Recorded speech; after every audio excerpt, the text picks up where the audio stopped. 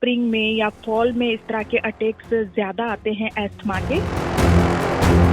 ज़्यादा ठंडी हवा चल रही है, ऐसे ही बाहर निकले, नाक से वो हवा अंदर गई तो उसके साथ ही ब्रीदिंग में डिफ़िकल्टी, सांस फूलना शुरू हो गया। बच्चों में भी कई बार इनहेलर लेने की ज़रूरत पड़ जाती है, थोड़ा सा उसके बारे में बताना चाहेंगे। कई बार मैं खुद बड़ा सरप्राइज होता हूँ कि यार इतनी छोटी एज में इनहेलर्स लेने की ज़रूरत क्यों पड़ रही है। तो ये एस्थमा करके क्या होगा कि जिन लोगों को एलर्जी है तो उनको पहले जैसे जुकाम वाले सिम्टम्स, रनी नोज है, छिक्का आ जाना, रेड इची आईज हो जाना, आंखों से पानी निकलना या गले में खारिश, कानों में इची, ये सारे सिम्टम्स स्टार्ट हो जाएंगे। जी दोस्तों, एक बार फिर स्वागत प्रोग्राम हरजिंदर गिल शो ते फिटनेस पल्स साडा अगला सैगमेंट है मीता ओजा जी दे नाल। मीता ओजा होरी साडे प्राउड स्पॉन्सर ने। काव्या होमो केयर जाने पछाने नाम है, 25 साल ਦਾ ਤਜਰਬਾ ਇਹਨਾਂ ਦਾ, 골ਡ ਮੈਡਲਿਸਟ ਨੇ ਮੀਤਾ ਓਜ਼ਾ ਜੀ ਤੇ ਇਹਨਾਂ ਦੀ ਟੀਮ ਦੇ ਨਾਲ ਤੁਸੀਂ ਕੰਟੈਕਟ ਕਰਨਾ ਹੋਵੇ ਤਾਂ ਪਹੁੰਚਣ ਦੇ ਲਈ ਤੁਸੀਂ 에ਅਰਪੋਰਟ ਰੋਡ ਅਤੇ ਕਾਟਰਲ 에ਅਰਪੋਰਟ ਰੋਡ ਤੇ ਨਾਰਥ ਪਾਰਕ ਇੱਕ ਸਾਈਡ ਦੇ ਜਿੱਥੇ ਰੀਮੈਕਸ 골ਡ ਦਾ ਸਾਡਾ ਹੈੱਡ ਆਫਿਸ ਵੀ ਹੈ ਉਹਦੇ ਬਿਲਕੁਲ ਆਪੋਜ਼ਿਟ 에ਅਰਪੋਰਟ ਐਂਡ ਕਾਟਲ ਦੇ ਕਾਰਨਰ ਦੇ ਉੱਪਰ ਤੁਸੀਂ ਇਹਨਾਂ ਨੂੰ ਵਿਜ਼ਿਟ ਕਰ ਸਕਦੇ ਹੋ। 10 ਕਾਟਲ ਬੁਲੇਵਰਡ ਇਹਨਾਂ ਦਾ ਐਡਰੈਸ ਹੈ ਤੇ ਸੰਪਰਕ ਕਰਨ ਦੇ ਲਈ ਤੁਸੀਂ ਮੀਤਾ ਓਜ਼ਾ ਜੀ ਦੇ ਨਾਲ ਗੱਲ ਕਰਨੀ ਹੈ ਤਾਂ 647 760 2779 ਇਸ ਨੰਬਰ ਦੇ ਉੱਪਰ ਸੰਪਰਕ ਕਰ ਸਕਦੇ ਹੋ। 647-760-2779 ਕਾਵਿਆ ਹੋਮੋ ਕੇਅਰ ਤੋਂ ਮੀਤਾ ਓਜ਼ਾ ਜੀ। ਮੀਤਾ ਜੀ ਬਹੁਤ ਬਹੁਤ ਸਵਾਗਤ ਹੈ ਜੀ ਪ੍ਰੋਗਰਾਮ ਦੇ ਵਿੱਚ। Thank you so much Veer ji. तो इस सेगमेंट में सारे का वेलकਮ करते हैं एंड सत श्री अकाल सारे ਜੀ ਵੈਲਕਮ ਜੀ, ਸਤਿ ਸ਼੍ਰੀ ਅਕਾਲ ਜੀ ਆਇਆਂ ਨੂੰ। ਤੇ ਮੀਤਾ ਜੀ ਅੱਜ ਅਸੀਂ ਅਸਥਮਾ ਦੀ ਗੱਲ ਕਰਾਂਗੇ, ਦਮਾ ਜਿਹਨੂੰ ਆਪਾਂ ਕਹਿੰਦੇ ਆ, ਸਾਹ ਨਾਲ ਸੰਬੰਧਿਤ ਪ੍ਰੋਬਲਮਸ ਦੀ ਗੱਲ ਕਰਦੇ ਆ। ਤਾਂ ਥੋੜਾ ਜਿਹਾ ਪਹਿਲਾਂ ਤੁਸੀਂ ਡੈਫੀਨੇਸ਼ਨ ਦੇਣਾ ਚਾਹੁੰਦੇ ਹੋ, ਅਸਥਮਾ ਹੈ ਕੀ ਹੈ, ਕਿਵੇਂ ਡਿਫਾਈਨ ਕੀਤਾ ਜਾਂਦਾ ਹੈ? जी बिल्कुल जी। और पिछले देखें कुछ एक मंथ से जुकाम, कोल्ड, खांसी की प्रॉब्लम चल रही है, ऑन एंड ऑफ। छोटे बच्चों से लेके बड़ों तक ये प्रॉब्लम आ रही है। और आही चीज एस्थमा वाले जो पेशेंट्स हैं, मरीज हैं, तो उनको ये एस्थमा का अटैक ट्रिगर कर रही है, जिस करके क्या होगा कि उनकी सांस फूलना और उसके साथ जो है पफर वगैरह लेना पड़ता है। और कई बार ज्यादातर केसेस में क्या होता है कि एस्थमा जो है वो एलर्जी की वजह से होता है, कि किसी भी तरह की एनवायरमेंटल एलर्जी है, जैसे स्प्रिंग में या फॉल में इस तरह के अटैक्स ज्यादा आते हैं एस्थमा के।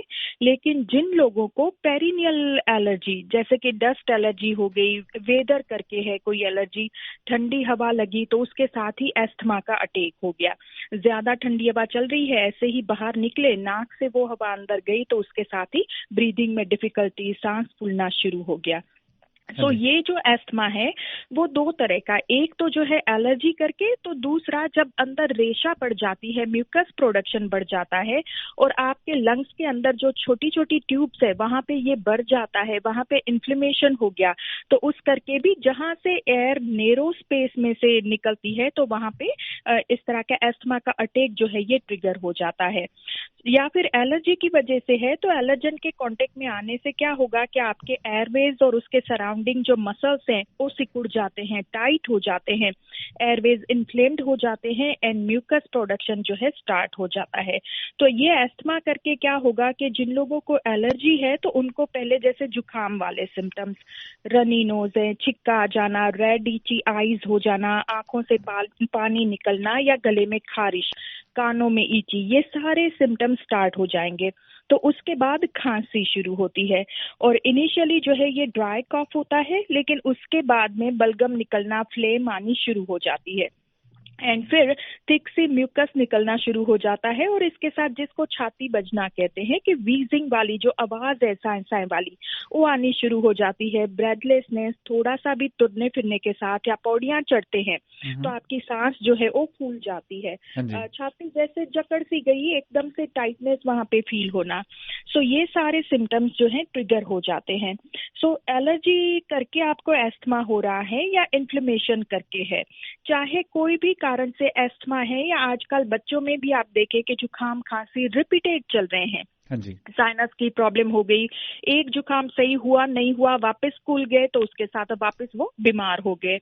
सो ये जो वायरल चल रहा है पिछले 4-5 महीने से, अगर तो स्नो आती है और वेदर माइनस में चला जाता है तो उसमें ये वायरस सर्वाइव नहीं कर पाते हैं, लेकिन आजकल आप देखें कि ये वेदर प्लस माइनस हो रहा है और ऐसे में ये वायरस खत्म नहीं हो रहा है। Not only one virus, 3-4 different तरह के वायरसेस, छोटे बच्चों में क्रूप जिसको कहते हैं कि कुत्ता खांसी कर रहे हैं, बड़ी बैड वाली जो कफ है कि उसके साथ वॉमिट हो जाती है, सांस फूल जाती है, सो ऐसे में वी कैन हेल्प। एंड इस तरह के कोई भी कंसर्न वास्ते काव्या होम्यो केयर से आप हमारा कांटेक्ट जरूर कर सकते हैं, चाहे एलर्जी करके एस्थमा हुआ या जुकाम करके इन्फ्लेमेशन करके है। हाँ जी। तो उसमें ये ट्रीटमेंट स्टार्ट करेंगे तो उसके साथ फर्क होना शुरू हो जाएगा और फिर आपके पफर्स भी छूट जाएंगे, एंटी एलर्जिक वगैरह जो मेडिकेशन ले रहे हैं ग्रेजुअली उसको भी छोड़ पाएंगे। अच्छा मीता जी, नॉर्मली कई बार देखते हैं कि बच्चों में भी कई बार इनहेलर लेने की जरूरत पड़ जाती है, थोड़ा सा उसके बारे में बताना चाहेंगे। कई बार मैं खुद बड़ा सरप्राइज होता हूँ कि यार इतनी छोटी एज में इनहेलर्स लेने की जरूरत क्यों पड़ रही है।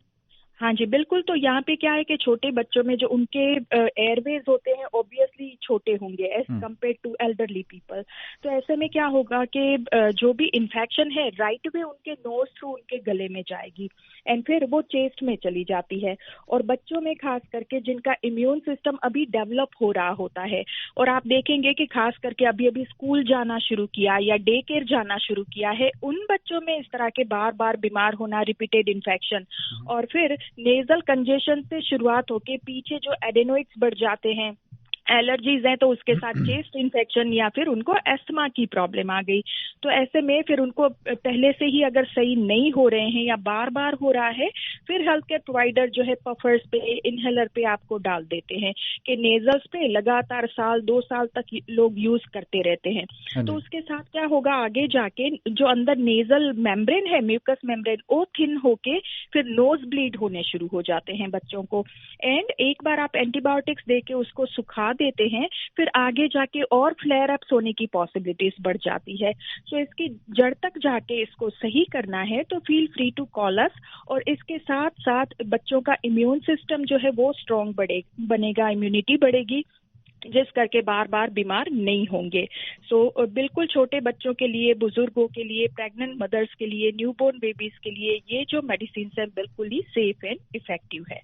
ਸੋ ਮੀਤਾ ਓਜ਼ਾ ਜੀ, ਦੋਸਤੋ ਇਹਨਾਂ ਦਾ ਨੰਬਰ ਤੁਸੀਂ ਨੋਟ ਕਰਕੇ ਰੱਖੋ ਕਾਵਿਆ ਹੋਮੋ ਕੇਅਰ ਤੋਂ। ਸੋ ਤੁਹਾਡੇ ਪਰਿਵਾਰ 'ਚ ਜਾਂ ਜਾਣ ਪਛਾਣ 'ਚ ਕਿਸੇ ਨੂੰ ਵੀ ਤੁਹਾਨੂੰ ਲੱਗਦਾ ਕਿ ਇਸ ਤਰ੍ਹਾਂ ਸਾਹ ਦੇ ਨਾਲ ਸੰਬੰਧਿਤ ਸਮੱਸਿਆਵਾਂ ਨੇ, ਐਲਰਜੀ ਦਾ ਜਿਵੇਂ ਦੱਸਿਆ ਕਾਰਨ ਹੋ ਸਕਦਾ, ਜਾਂ ਕੋਈ ਹੋਰ ਇੰਟਰਨਲ ਸਾਡੀਆਂ ਬਾਡੀ ਦੇ ਨਾਲ ਸੰਬੰਧਿਤ ਜਿਹੜੀਆਂ ਪ੍ਰੋਬਲਮਸ ਦੇ ਕਰਕੇ ਬੱਚਿਆਂ ਦੇ ਵਿੱਚ ਜਾਂ ਬਜ਼ੁਰਗਾਂ 'ਚ, ਮੇਲ ਫੀਮੇਲਸ, ਔਰ ਈਵਨ ਜਿਵੇਂ ਇਹਨਾਂ ਨੇ ਦੱਸਿਆ ਕਿ ਨਿਊਬੋਰਨ ਬੇਬੀਜ਼ ਜਾਂ ਪ੍ਰੈਗਨੈਂਟ ਲੇਡੀਜ਼ ਦੇ ਲਈ ਵੀ ਤੁਹਾਨੂੰ ਟਰੀਟ ਕਰਦੇ ਆ।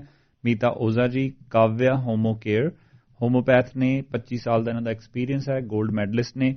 ਤੇ ਕਾਲ ਕਰਨ ਦੇ ਲਈ 647 760 2779 647 760 2779 ਇਸ ਨੰਬਰ ਦੇ ਉੱਪਰ ਕਾਲ ਕਰਕੇ ਤੁਸੀਂ ਜ਼ਿਆਦਾ ਇਨਫੋਰਮੇਸ਼ਨ ਲੈ ਸਕਦੇ ਹੋ। ਮੀਤਾ ਜੀ, ਕੁਝ ਹੋਰ ਕਹਿਣਾ ਹੋਵੇ ਅਖੀਰ ਦੇ ਵਿੱਚ ਤੁਸੀਂ?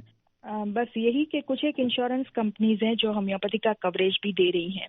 सो अगर कवरेज है आपको तो बेनिफिट आप जरूर ले सकते हैं। इसके अलावा जुकाम हुआ, खांसी, गला खराब होना, टीदिंग वगैरह की एक्यूट मेडिकेशन 1 हफ्ते की, 2 हफ्तों की भी आके लेके जा सकते हैं। स्टूडेंट्स हैं या फिर वर्क परमिट पे हैं, so you don't need any health card, directly जो है आप ट्रीटमेंट स्टार्ट कर सकते हैं। तो ऑल ओवर कनाडा, यूएसए दवाई हम शिप कर देते हैं। So feel free to call us 647 760 2779। ਜੀ ਬਹੁਤ ਸ਼ੁਕਰੀਆ Meeta ji, thank you so much. ਤੇ ਨੈਕਸਟ ਵੀਕ ਦੁਬਾਰਾ ਗੱਲ ਕਰਦੇ ਹਾਂ ਜੀ। ਧੰਨਵਾਦ। ਡੈਫੀਨਿਟਲੀ, ਥੈਂਕ ਯੂ ਹਰਜਿੰਦਰ ਜੀ। ਸਤਿ ਸ਼੍ਰੀ ਅਕਾਲ ਜੀ। ਇਸ ਤਰ੍ਹਾਂ ਦੀਆਂ ਹੋਰ ਵੀਡੀਓਜ਼ ਦੇਖਣ ਦੇ ਲਈ ਸਬਸਕ੍ਰਾਈਬ ਕਰੋ ਸਾਡਾ YouTube ਚੈਨਲ ਜੀ ਮੀਡੀਆ ਗਰੁੱਪ।